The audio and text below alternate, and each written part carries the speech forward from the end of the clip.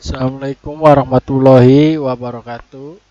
Kita bertemu lagi pada pertemuan yang kedua, yaitu di bab 2, yaitu harmoni keberagaman masyarakat Indonesia pada semester genap ini. Di kelas 9 kita akan membahas tentang keberagaman masyarakat Indonesia.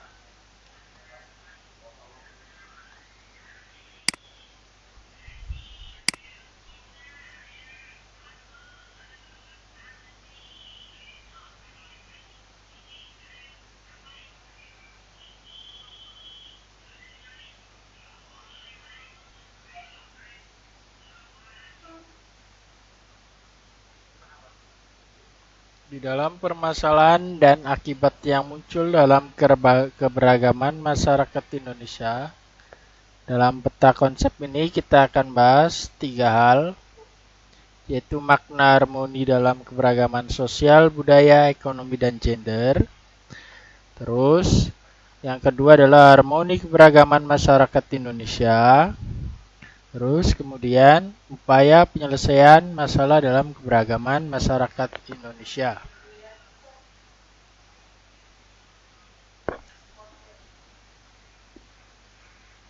Yang pertama kita akan bahas tentang makna harmoni dalam keberagaman sosial, budaya, ekonomi, dan gender.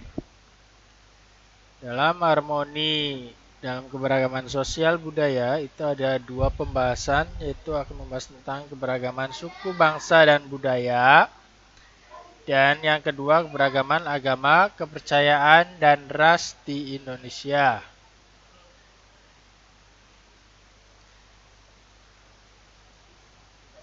Keberagaman suku, bangsa, dan budaya memiliki sifat yang universal, artinya adalah berbagai sifat umum yang melekat dan menyatu pada setiap budaya yang ada dan dihasilkan.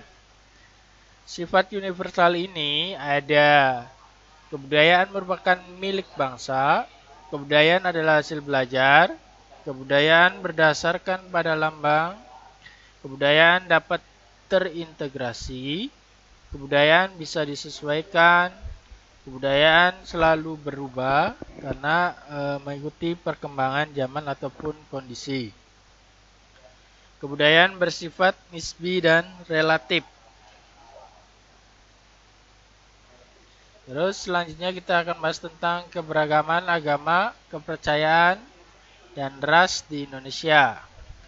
Keberagaman ini ada keragaman agama, kepercayaan, dan ras di Indonesia itu dipengaruhi oleh letak geografis, sehingga melahirkan berbagai macam ras, agama karena faktor perdagangan pada masa zaman dahulu, di mana Indonesia itu adalah sebagai bangsa yang pernah dijajah oleh beberapa negara dan kegiatan perdagangan rempah-rempah pada zaman dahulu.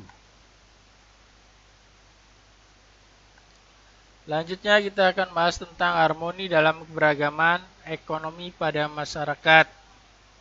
Dalam kegiatan keberagaman ekonomi pada masyarakat itu akan mempengaruhi tentang kegiatan perekonomian serta profesi setiap yang ada di dalam masyarakat Indonesia.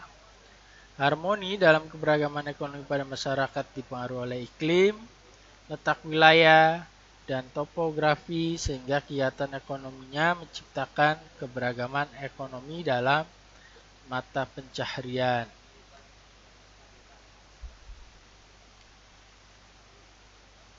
Yang ketiga adalah harmoni dalam keberagaman gender pada masyarakat. Keberagaman gender adalah suatu keberagaman yang mengacu pada jenis kelamin. Permasalahan gender biasanya terjadi diskriminasi, marginalisasi, subordinasi, sehingga sering terjadi permasalahan pada keberagaman gender. Bias gender adalah suatu pandangan yang membedakan peran, kedudukan, dan tanggung jawab laki-laki dan perempuan dalam kehidupan keluarga, masyarakat, negara. Selanjutnya B, yaitu permasalahan dan akibat yang muncul dalam keberagaman masyarakat Indonesia.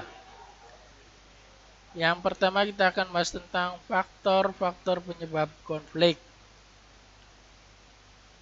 Faktor yang pertama itu ada faktor budaya. Yang kedua ada perbedaan individu. Yang ketiga ada perbedaan latar belakang kebudayaan. Yang keempat ada perbedaan kepentingan. Yang kelima ada perubahan sosial. Setiap faktor itu akan mempengaruhi keberagaman. Faktor budaya akan mempengaruhi konflik budaya, sedangkan individu akan muncul sebuah konflik individu. Perbedaan latar belakang kebudayaan pun akan mempengaruhi kebudayaan.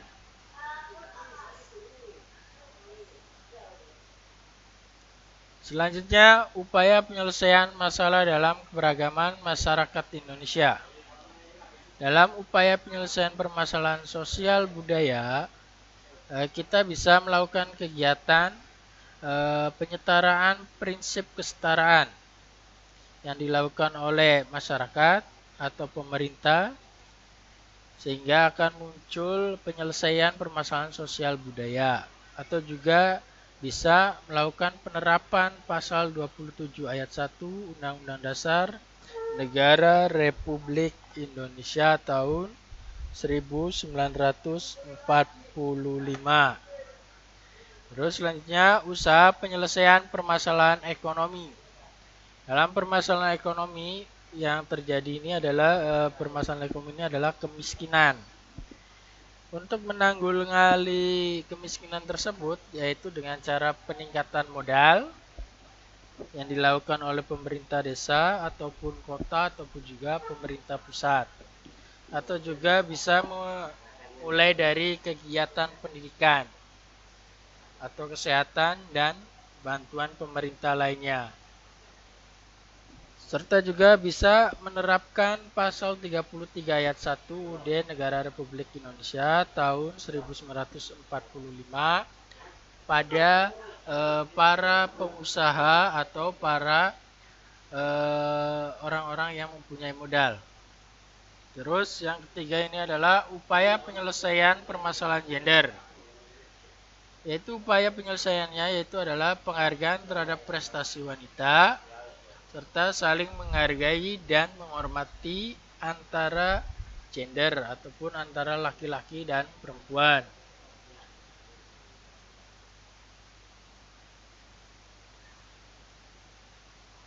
Itu saja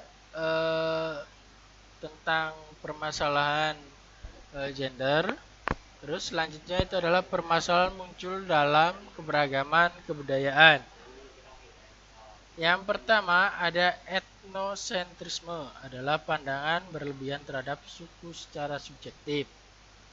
Terus yang kedua itu ada anomi, adalah suatu kondisi di mana manusia tidak bisa membedakan baik buruk karena tidak adanya pegangan ataupun tidak ada suatu hukum yang diterapkan. Terus selanjutnya ada cultural lag, adalah ketertinggalan kebudayaan. Yang keempat ada mestisokultur, adalah percampuran kebudayaan sehingga memunculkan suatu kebudayaan yang baru. Terus yang terakhir ada primordialisme, adalah suatu paham yang berpegang teguh pada ikatan golongan atau suku bangsa atau kelompok tertentu, sehingga akan muncul permasalahan pada keberagaman budaya. Itu saja yang bisa saya sampaikan dalam pertemuan yang kedua di bab 2 semester ke-6 PKN kelas 9. Apabila ada salah kata atau kekurangan, saya ucapkan mohon maaf. Jangan lupa melakukan kegiatan protokol kesehatan, yaitu penerapan 3M, yaitu mencuci tangan, memakai masker, dan menjaga jarak. Kurang lebihnya saya mohon maaf. Terima kasih dan semoga bermanfaat.